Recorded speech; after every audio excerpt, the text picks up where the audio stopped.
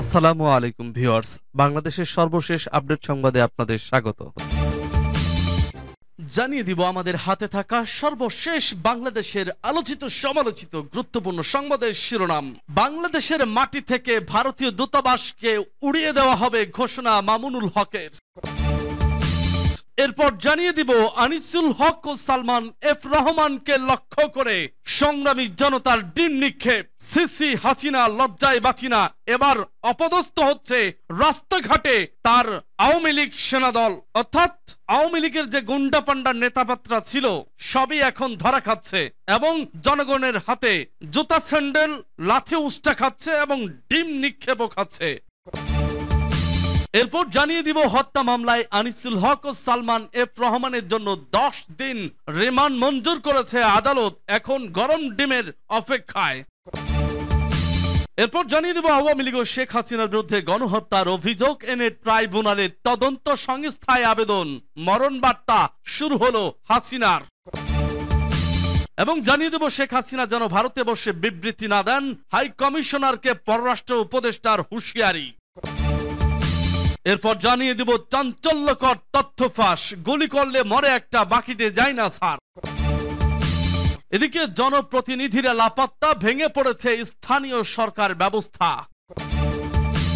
সর্বশেষ জানিয়ে দিব 28 থেকে 42তম বিসিএস এর 259 জনের ক্যাডার পদে নিয়োগ। শুনছিলেন সংবাদ শিরোনাম, এখন বিস্তারিত। তবে তার আগে অনুরোধ থাকবে ভিডিওটিতে একটি লাইক এবং কমেন্টস করে জানিয়ে দিন আজকের এই ভিডিও সম্পর্কে আপনার মূল্যবান মতামত, আর অবশ্যই এই ভিডিওটি আপনার ফেসবুক সোশ্যাল মিডিয়ায় শেয়ার দিয়ে ছড়িয়ে দিন আর জানিয়ে দিন আপনি কোন জেলা থেকে বা কোথা থেকে আমাদের সংবাদটি শুনছেন এবং দেখছেন। অনুরোধ থাকবে আপনি যদি আমাদের এই চ্যানেলটিতে নতুন হয়ে থাকেন তাহলে অবশ্যই চ্যানেলটি সাবস্ক্রাইব করতে ভুলবেন না, আর যত বেশি পারেন আপনার সোশ্যাল মিডিয়ায় শেয়ার দিয়ে ভরপুর ছড়িয়ে দিন এবং বিশ্ব জনতা এবং আওয়ামী লীগ এই দালালিদেরকে কাঁপন ধরিয়ে দিন, তাদের অন্তরকে ঝাঁঝরা করিয়ে দিন, হাতের নাগালে যাতে আসতে না পারে এবং হাতের নাগালে আসলেই বিশ্ব জনতার মুখে ফিসে ফেলে দিন। বাংলাদেশের মাটিতে ভারতীয় দূতাবাস থাকতে পারবে না বলছে মাওলানা মামুনুল হক। ভারতে বসে বাংলাদেশের স্বাধীনতার উপর হস্তক্ষেপ করলে বাংলাদেশের মাটিতে ভারতীয় দূতাবাস থাকতে পারবে না বলে জানিয়েছেন হেফাজত ইসলামের কেন্দ্রীয় যুগ্ম মহাসচিব মামুনুল হক।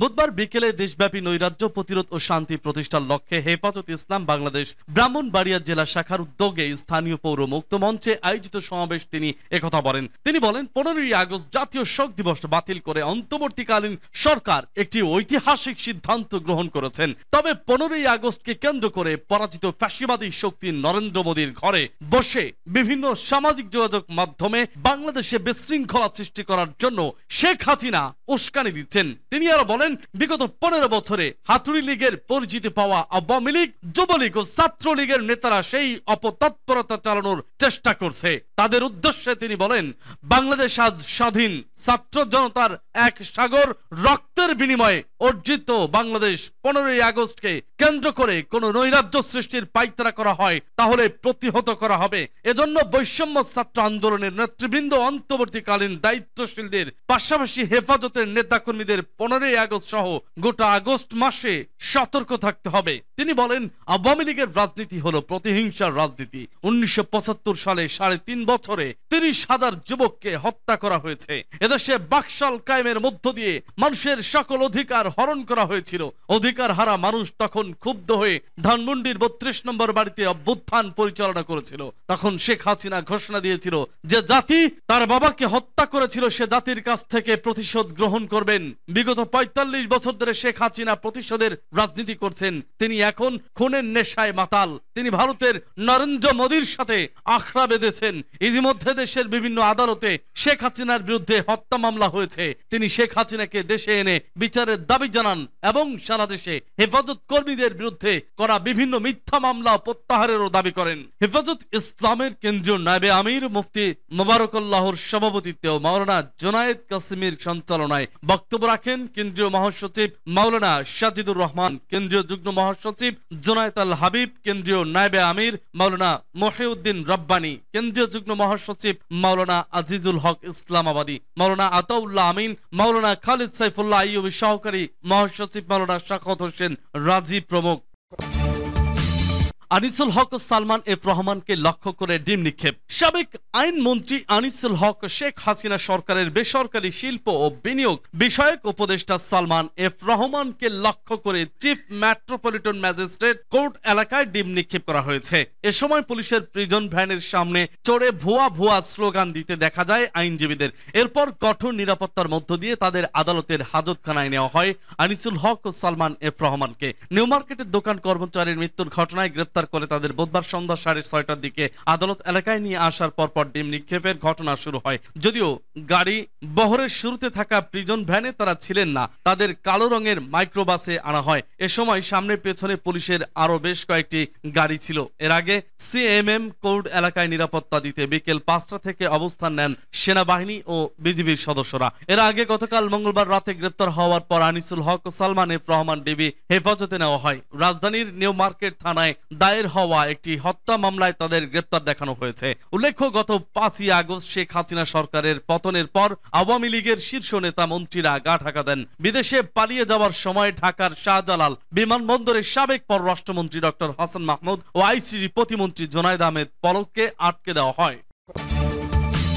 হত্যা মামলায় আনিসুল হক ও সালমান এফ রহমানের 10 দিন করে রিমান্ড মঞ্জুর। কোটা সংস্কার আন্দোলন ঘিরে সংঘর্ষে এক হকারের মৃত্যুর ঘটনায় হওয়া হত্যা মামলায় সাবেক আইনমন্ত্রী আনিসুল হক এবং সাবেক প্রধানমন্ত্রী শেখ হাসিনার উপদেষ্টা সালমান এফ রহমানের 10 দিন করে রিমান্ড মঞ্জুর করেছেন আদালত। ঢাকা মহানগর গোয়েন্দা পুলিশের আবেদনের পরিপ্রেক্ষিতে শুনানি নিয়ে ঢাকার চিফ মেট্রোপলিটন ম্যাজিস্ট্রেট আদালত আজ বুধবার সন্ধ্যার পর তাদের রিমান্ড মঞ্জুর করেন। সাবেক আইনমন্ত্রী আনিসুল হক এবং সাবেক প্রধানমন্ত্রী শেখ হাসিনার বেসরকারি শিল্প ও বিনিয়োগ বিষয়ক উপদেষ্টা সালমান এফ রহমানকে কড়া নিরাপত্তায় আজ সন্ধ্যা 6:30টায় আদালতে হাজির করা হয়। এ সময় আনিসুল হক ও সালমান এফ রহমানের বিচার চেয়ে ঢাকার সিএমএম আদালত চত্বরে বিএনপি পন্থী আইনজীবীরা মিছিল করেন। আদালতে সেনা ও বিজেপি সদস্যরা অবস্থান নেন। বৈষম্য বিরোধী ছাত্র আন্দোলনের কর্মসূচি চলাকালে গত 16 জুলাই ঢাকা কলেজের সামনে সংঘর্ষে দুজন নিহত হন। তাদের একজন ঢাকা কলেজের শিক্ষার্থী সবুজ আলী এবং অন্যজন হকার মোহাম্মদ শাহজাহান। এ ঘটনায় নিউ মার্কেট থানায় 2টি হত্যা মামলা হয়েছে। এর মধ্যে শাহজাহান হত্যার ঘটনায় ইন্ধনদাতা হিসেবে আনিসুল হক ও সালমান এফ রহমানকে গ্রেপ্তার করা হয়। গতকাল মঙ্গলবার তাদের গ্রেপ্তারের তথ্য জানায় ঢাকা মহানগর পুলিশ। আওয়ামী লীগ শেখ হাসিনার বিরুদ্ধে গণহত্যার অভিযোগ এনে ট্রাইব্যুনালে তদন্ত সংস্থায় আবেদন। ছাত্র জনতার গণ আন্দোলনে ক্ষমতাচ্যুত প্রধানমন্ত্রী শেখ হাসিনা, সাবেক মন্ত্রী প্রতিমন্ত্রী, পুলিশের সাবেক মহাপরিদর্শক এবং সংগঠন হিসেবে আওয়ামী লীগ, যুবলীগ, ছাত্রলীগের অঙ্গ সংগঠনগুলোর বিরুদ্ধে গণহত্যা ও মানবতা বিরোধী অপরাধের অভিযোগ দাখিল করা হয়েছে। আন্তর্জাতিক অপরাধ ট্রাইব্যুনালের তদন্ত সংস্থায় বৈষম্য বিরোধী ছাত্র আন্দোলনে নিহত আরিফ আহমেদ সিয়ামের বাবা মোহাম্মদ বুলবুল কবিরের পক্ষে সুপ্রিম কোর্টের আইনজীবী গাজী এম.এইচ. তামিম আজ বুধবার আবেদনটি করেছেন। আবেদনে অভিযোগটি কমপ্লেন্ট রেজিস্টারভুক্ত করে আন্তর্জাতিক অপরাধ ট্রাইব্যুনাল আইনের বিধান অনুযায়ী আসামিদের বিরুদ্ধে তদন্ত করে আইনানুগ ব্যবস্থা নেওয়ার কথা বলা হয়েছে। জানতে চাইলে তদন্ত সংস্থার উপপরিচালক আতাউর রহমান বিকেলে প্রথম আলোকে বলেন, অভিযোগটি গ্রহণ করা হয়েছে, কার্যক্রম শুরু করা হয়েছে, অভিযোগ তদন্ত করা হবে। আবেদনে ঘটনার স্থান হিসেবে সমগ্র বাংলাদেশ উল্লেখ করা হয়েছে আর ঘটনার তারিখ ও সময় হিসেবে 15 জুলাই থেকে 5ই আগস্ট পর্যন্ত এবং ঘটনার তারিখ আহত হয়ে পরবর্তী সময়ে বিভিন্ন তারিখে নিহত হওয়ার কথা উল্লেখ রয়েছে। শেখ হাসিনা যেন ভারতে বসে বিবৃতি না দেন, হাই কমিশনারকে পররাষ্ট্র উপদেষ্টা। পালিয়ে গিয়ে ভারতে অবস্থানরত সাবেক প্রধানমন্ত্রী শেখ হাসিনা ভারতে বসে যেন বিবৃতি না দেন দেশটির হাই কমিশনারকে, একথা জানিয়েছেন পররাষ্ট্র উপদেষ্টা এম তৌহিদ হোসেন। বুধবার বিকালে পররাষ্ট্র মন্ত্রণালয়ে ইউরোপীয় ইউনিয়ন, যুক্তরাষ্ট্র, যুক্তরাজ্য, চীন, ভারত ও সৌদি আরবের প্রতিনিধিদের সঙ্গে বৈঠক শেষে সাংবাদিকদের তিনি একথা বলেন। ভারতে বসে শেখ হাসিনা বিবৃতি দিলে সম্পর্কের ক্ষতি হবে বলে সে দেশের হাই কমিশনারকে জানানোর বিষয়ে পররাষ্ট্র উপদেষ্টা বলেন, আমি বলেছি এটা সম্পর্ক উন্নয়নে সহায়ক হবে না, এটা আমি তাকে বলেছি কারণ সরকারের অবস্থান এটাই, এটা নিয়ে তিনি কিছু বলেননি, তিনি বলতে পারেনও না, এটা সর্বোচ্চ পর্যায় থেকে সিদ্ধান্ত নিতে পারে, তিনি সেখানে সেটি জানাতে পারেন। তিনি বলেন, এই আলোচনার প্রেক্ষাপটটা হলো বাংলাদেশের সাবেক প্রধানমন্ত্রীর ছেলেকে নিয়ে আমি কোনো কথা বলিনি। শেখ হাসিনার নামে মামলা হয়েছে, তাকে ফেরানোর বিষয়ে পররাষ্ট্র মন্ত্রণালয় কথা বলবে কিনা জানতে চাইলে তিনি বলেন, মামলা হলে তারা যদি বলে তাকে ফেরত আনতে হবে আমরা আনবো, না হলে পররাষ্ট্র মন্ত্রণালয়ের এ ব্যাপারে কিছু করার নেই। এটা দুটি মন্ত্রণালয়ে কাজ, একটি হলো স্বরাষ্ট্র ও আইন, তারা যেভাবে পরামর্শ দেবে সেভাবেই আমরা কাজ করব। গুলি করলে মরে একটা, বাকিটি যায় না স্যার। বৈষম্য বিরোধী ছাত্র আন্দোলনে বিক্ষোভকারীদের গুলি করে হত্যা করা সম্পর্কে সাবেক স্বরাষ্ট্রমন্ত্রী মোহাম্মদ আসাদুজ্জামান খান কামালকে জানাচ্ছিলেন ঢাকা মেট্রোপলিটন পুলিশের কর্মকর্তা ইকবাল। সাবেক স্বরাষ্ট্রমন্ত্রীকে একটি ভিডিও দেখিয়ে ইকবাল নামের এক পুলিশ কর্মকর্তা বলছিলেন, গুলি করে লাশ নামানো লাগছে স্যার, গুলি করলে মরে একটা কিংবা আহত হয় একটা, একটাই যায় স্যার, বাকিটি যায় না। এটা হলো স্যার সবচেয়ে বড় আতঙ্কের এবং দুশ্চিন্তার বিষয়। এই কথার মাধ্যমে তিনি বোঝানোর চেষ্টা করছিলেন যে বিক্ষোভকারীদের গুলি করেও রাজপথ থেকে বিতাড়িত করা যাচ্ছে না। একজন মারা গেলেও কিংবা অন্যজন গুলিবিদ্ধ হয়ে পড়ে গেলেও সাহস নিয়ে প্রতিরোধ গড়ে তুলছে বাকিরা। কামাল যার কাছ থেকে আপডেট নিচ্ছিলেন তিনি ঢাকা মেট্রোপলিটন পুলিশের সদস্য ইকবাল। ভিডিওতে দেখা যায় পুলিশ সদস্য সাবেক মন্ত্রীকে একটি ভিডিও দেখাচ্ছিলেন যেখানে আন্দোলনকারীদের উপর পুলিশের গুলি করার চিত্র দেখা যাচ্ছিল। 43 সেকেন্ডের সেই ভিডিওতে পুলিশ সদস্য ইকবালকে বলতে শোনা যায়, গুলি করে লাশ নামানো লাগছে স্যার, গুলি করে মরে একটা, আহত হয় একটা, একটাই যায় স্যার, বাকিটি যায় না। এটা হলো স্যার সবচেয়ে বড় আতঙ্কের এবং দুশ্চিন্তার বিষয়। উৎখাত হওয়া স্বরাষ্ট্রমন্ত্রী মনোযোগ দিয়ে সেই ভিডিও দেখছিলেন, কিছু একটা ভাবছিলেন। গুলি ও নিহতের দৃশ্য দেখে তার কোনো প্রতিক্রিয়া দেখা যায়নি। এ সময় তার পাশে সাবেক পুলিশ মহাপরিদর্শক চৌধুরী আব্দুল্লাহ আল মামুন উপস্থিত ছিলেন। ভিডিওটি কবে কোথায় কে ধারণ করেছেন তা জানা যায়নি। জনপ্রতিনিধিরা লাপাত্তা, ভেঙে পড়েছে স্থানীয় সরকার ব্যবস্থা। দেশের রাজনৈতিক পট পরিবর্তনের পর চট্টগ্রাম নগর 16টি উপজেলা ও ইউনিয়নগুলোর অধিকাংশ জনপ্রতিনিধি লাপাত্তা হয়ে গেছেন।